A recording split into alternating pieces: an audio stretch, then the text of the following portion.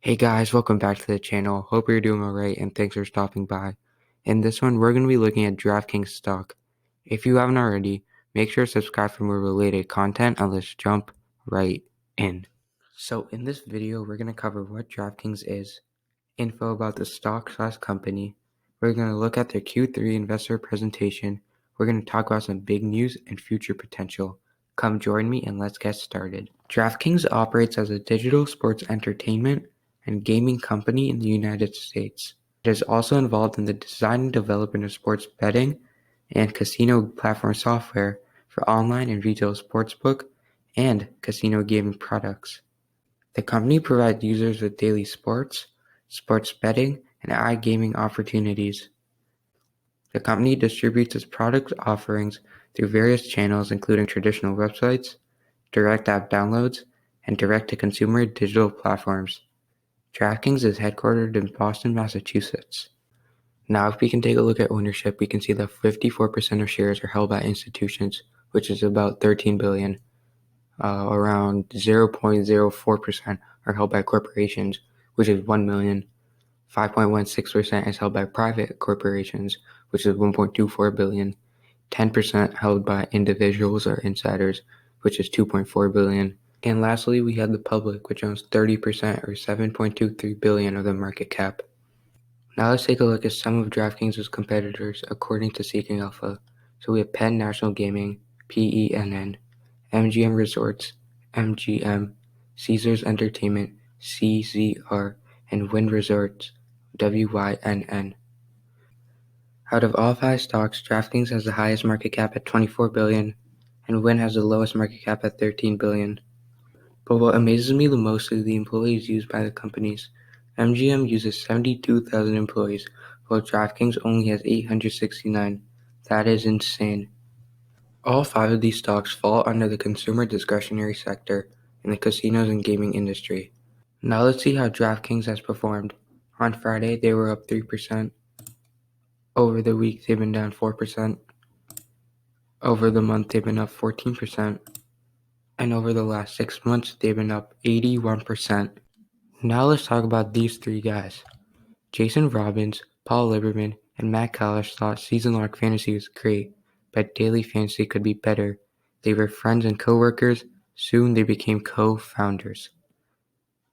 Within a few years, DraftKings, a company they had launched from a spare bedroom in Paul's apartment, was an internationally known brand on its way to forever revolutionizing how fans engage with sports. Since the daily fantasy sport platform launched in 2012, DraftKings has grown fast. It now offers an immersive sports entertainment experience across 15 distinct categories in 8 countries. In August 2018 came DraftKings Sportsbook, the first legal mobile and online sports betting platform to launch in New Jersey, the first state outside of Nevada to pass a sports betting legislation. DraftKings Sportsbook now operates in a whole bunch of states. In April 2020, DraftKings went public through a business combination with Diamond Eagle Acquisition Company and SB Tech. DraftKings is the only US-based vertically integrated sports betting operator, powering sports and gaming entertainment for 50-plus operators across more than 15 regulated US and global markets. Now we're going to take a quick look at the Q3 2020 earnings presentation for DraftKings. This is released on November 13th, 2020. So now let's look at their Q3 and current business highlights. So first, $133 million of their revenue growth is driven by customer acquisition and return of major sports. They have a 42% year-over-year revenue growth and 1 million plus in MUPs in quarter 3, increasing 64% year-over-year. Grew industry-leading OSB footprint, largest of any online operator in the U.S. Launched OSB in Illinois and Tennessee. Live in 10 states for online sports betting, accounting for 20% of the U.S. population. Number 3, continued to establish DraftKings as a top iGaming brand. Record iGaming GGR, or gross gaming revenue, for the New Jersey market even with the return of major sports. They were the number 1 online casino brand in New Jersey by GGR for September. And finally, they completed a follow-on equity offering to bolster their balance sheet and facilitate organized lockup expiration. They have raised over $1 billion in capital and have a diversified shareholder base.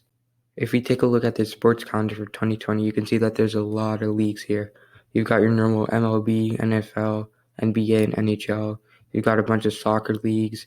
You got some golf tournaments. You have the NCAA, and then you also have esports, which is just insane. So here's the update. In terms of GGR share, DraftKings was the top 2 iGaming operator in New Jersey, Pennsylvania, and West Virginia in September 2020.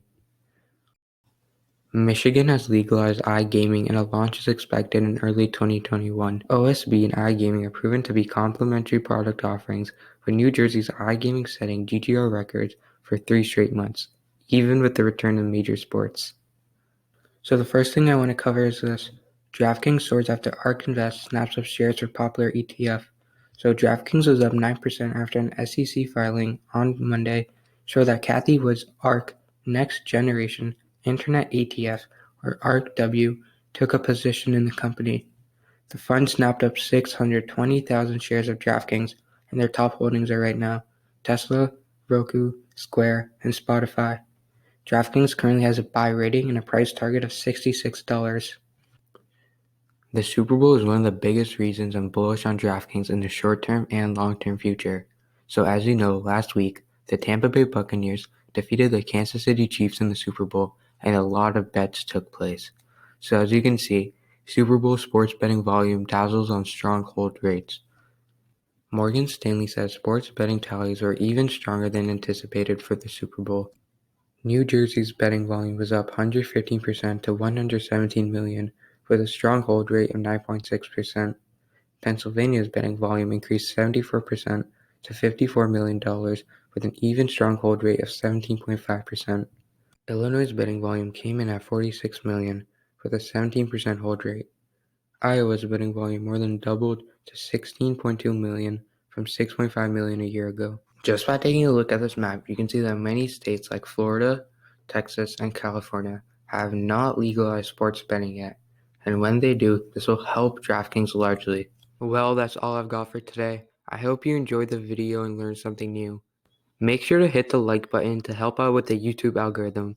Also, make sure to subscribe to keep up with all my uploads. Quick reminder to check the description below for additional resources related to finance, investing, and YouTube. Enough said, have a great day, and thanks for watching and stopping by. I'll see you in the next one.